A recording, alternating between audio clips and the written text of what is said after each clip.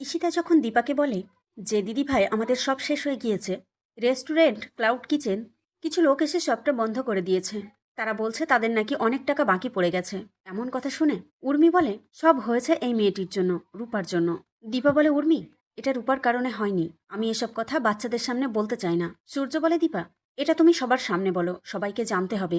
দীপা বলে এটা হয়েছে জয়ের কারণে, আর কেন হয়েছে সেটা তোমরা সবাই পরে জানতে পারবে।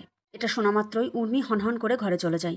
দীপা বলে রেস্টুরেন্ট ক্লাউড কিচেন কিভাবে আমাদেরকে বাঁচাতে হবে সেটাই করা দরকার। আমাকে আর এখানে দাঁড়িয়ে থাকলে চলবে না, আমাকে এক্ষুনি বেরোতে হবে, এভাবে সবটা শেষ হতে দেওয়া যাবে না। দীপা বেরিয়ে গেলে সবাই যার যার মতো ঘরে চলে যায়। সূর্য সোনাকে বলে আমাকে একটু ঘরে নিয়ে চল। সোনা সূর্যকে ঘরে নিয়ে যায়। বাকি থাকলো রূপা, একা একা দাঁড়িয়ে দাঁড়িয়ে ভাবছে কাকিয়া যেটা বলেছে সেটাই কি সত্যি? আমার জন্যই কি এত প্রবলেম? না না, এখানে আমি আর থাকবো না, এই বলে রূপা বেরিয়ে পড়ে। এদিকে সূর্য সোনাকে বলে যে রূপা কোথায়, ওকে একটু ডাকতো ঘরে। তখন মীরা বলে সিলভার দিদি তো ওখানে নেই। জানালার দিকে মীরা দেখিয়ে বলে সিলভার দিদি তো সেই দৌড়ে পালিয়ে যাচ্ছে। সোনাও চলে আসে জানালার কাছে, দেখে সত্যি রূপা পালাচ্ছে। সোনা সূর্যকে বলে বাবা তুমি কোনো টেনশন করো না, আমি এক্ষুনি যাচ্ছি।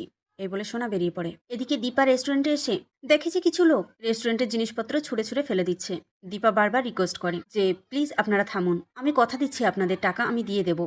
তখন লোক দুটি বলে যে এতগুলো টাকা আপনি কিভাবে দেবেন? ততক্ষণে রূপা সেখানে পৌঁছে যায়। রূপা ভেবে নেয় যে মা আশ্রমে 10 লাখ টাকা দিয়েছে বলে তাদের এই দেনা। তাই রূপা মনে মনে ঠিক করে যে আমি আসার পরেই এই পরিবারে বোধহয় অশান্তি লেগে গিয়েছে, কাকিয়ার কথা তাহলে সত্যি, তাই আমি এখানে আর থাকবো না, আমাকে চলে যেতে হবে। এই বলে রূপা বেরিয়ে পড়ে। এদিকে সোনা ছুটে ছুটে রাস্তা দিয়ে যাচ্ছিল, হঠাৎ করে কৃষ্ণর গাড়ির সামনে পড়ে সোনা। সোনা পায়ে ব্যথা পায়। কৃষ্ণ গাড়ি থেকে নেমে দেখে যে সোনা হাঁটতে পারছে না। সোনাকে কোলে তুলে নিয়ে কৃষ্ণ গাড়িতে নিয়ে যাচ্ছে, ঠিক তখন রূপা চলে আসে। রূপা চিৎকার করে বলে সোনা। কৃষ্ণ রূপাকে দেখে চিনতে পারে, বলে রায় আপনি এখানে? দুই বোনের দেখা হয়ে যায়। ইতিমধ্যে সোনা সূর্যকে ফোন করে জানিয়ে দেয় যে রূপাকে পেয়ে গিয়েছে, কোনো টেনশন করতে হবে না। সোনা রূপাকে বলে কোথায় পালিয়ে যাচ্ছিলে তুমি? সোনার মুখে এমন কথা শুনে কৃষ্ণ অবাক হয়, বলে তুমি কি ওকে চেনো আগে থেকে? সোনা বলে আমরা দুজন যমজ বোন। কৃষ্ণ রূপাকে বোঝায় যে এভাবে পালিয়ে পালিয়ে থাকলে সব সমস্যার সমাধান হয় না। কৃষ্ণ রূপাকে বলে আপনি কি শিওর যে আপনার জন্য আপনাদের বাড়িতে অশান্তি? কৃষ্ণ রূপাকে বুঝিয়ে বলে যে দেখুন এখন আপনার আন্টির পাশে দাঁড়ানো দরকার, আপনি যদি এখন আবার পালিয়ে যান তাহলে আন্টি আবার সবকিছু ছেড়ে দিয়ে আপনাকে খুঁজতে বেরোবে, তখন সমস্যা আরো বাড়বে। রূপা বোঝে সত্যিই তো তাই, আমাকে মায়ের পাশে দাঁড়াতে হবে। দুই বোন আর কৃষ্ণ চলে যায় রেস্টুরেন্টে।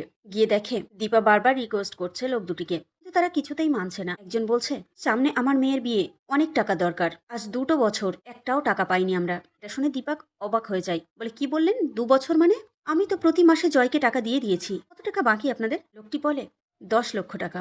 দীপা বলে 10 লক্ষ টাকা, এটা কিভাবে সম্ভব? ঈশিতা দীপাকে বলে দিদি জয় স্যারকে একবার ফোন করুন। দীপা বলে হ্যাঁ করছি এখুনি। দীপা জয়কে ফোন করে, কিন্তু জয়ের ফোন সুইচ অফ বলে। এদিকে রূপাকে পাওয়া গিয়েছে শুনে মীরা সূর্যকে বলে এই যে ভালো ছেলে, এবারও একটু শান্ত হয়ে বসো। দীপ সূর্যকে বলে বড়বাবু বাবার জন্যই এমনটা হয়েছে তাই না? কিন্তু বাবা এত টাকা কোথায় খরচ করেছে? মীরা বলে ওঠে চকলেট কিনে, অনেক খেলনা কিনেছে, আমার অতগুলো টাকা থাকলে আমি একটা রিমোট কন্ট্রোল কার কিনতাম, আমার খুব ভালো লাগে। সূর্য বলে আমি এক্ষুনি আসছি দাঁড়াও। বলে সূর্য গিয়ে আলমারি থেকে রিমোট কন্ট্রোল কার, যেটা সোনার ছিল ছোটবেলায়, সেটা নিয়ে আসে আর কিছু জামা কাপড় নিয়ে আসে। তারপর মীরাকে দেয়। মীরা এগুলো পেয়ে তো ভীষণ খুশি হয়ে যায়। সূর্য বলে এতে অনেকগুলো জামা কাপড় রয়েছে, তুমি চাইলে সবটা নিতে পারো। কিন্তু মীরা পছন্দ করে দুটো জামা নিয়েছে, যে দুটো জামা রূপা ছোটবেলায় পরতো। মীরা সূর্যকে বলে আমার রিমোট কন্ট্রোল কার কবে কিনে দেবে? সূর্য বলে দেবো, কিন্তু তার আগে তোমাকে যে একটা কাজ করতে হবে। নিচে গিয়ে যে আন্টিটা রয়েছে ওনাকে গিয়ে বলো আমার জন্য 1 কাপ কফি পাঠাতে। মীরা বলে ওই পচা দিদার মেয়ে? সূর্য বলে এমনটা বলতে নেই। মীরা ছুটে চলে যায় নিচে। সূর্যদীপকে বলে মোবাইলটা দিতে। তার আগে সূর্য ল্যাপটপে চেক করে দেখে নেয় তার অ্যাকাউন্টে অল্প কিছু টাকা রয়েছে, যেটা না থাকার মধ্যেই পড়ে, মানে কোনো কাজে আসবে না। মোবাইলটি নিয়ে সূর্য ব্যাংকে ফোন করে একটি পার্সোনাল লোনের বিষয়ে, কিন্তু ব্যাংকে ঠিকমতো লেনদেন না করায় সূর্য সেটা পেতেও ব্যর্থ হয়। এদিকে বাড়ি মালিকের মেয়ের বিয়ের কথা শুনে রূপা বলে যে স্যার আপনার মেয়ের বিয়ের খাবারটা যদি আমাদের রেস্টুরেন্ট থেকে নেন তাহলে কেমন হয়? শুনে দীপা সবাই অবাক হয়ে যায়। এরই মাঝে বিক্রম আর নন্দা চলে আসে সেখানে। তারা জয়ীকে দেখে ভীষণ খুশি হয়। রূপার কথা অনুযায়ী লোকটি বলে কিন্তু এতগুলো খাবার আপনারা দিতে পারবেন তো? 600 জনের মতো খাবার। বিক্রম নন্দা হিসাব করে বলে 600 জনের খাবারের প্লেটে প্রায় 7 লাখ টাকা মতো খরচা পড়ে যাবে। লোকটি বলে কিন্তু বাকি টাকাটাও তো বাকি থেকে যাচ্ছে তাই না? দীপা বলে সেটা আমি শোধ করে দেব। লোকটি রূপার কথা মেনে নেয় যে ঠিক আছে তাহলে এই কথাই রইল, খাবারে যেন কোনো ঘাটতি না থাকে। কিন্তু নন্দা আর বিক্রম বলে যে এতগুলো টাকার আয়োজন আমরা সামলাতে পারবো তো? দীপা রূপাকে জড়িয়ে ধরে বলে আমরা পারবো, আমার মেয়ে যখন দায়িত্ব নিয়েছে তখন কোনো অসুবিধা হবে না, আমাদেরকে পারতেই হবে।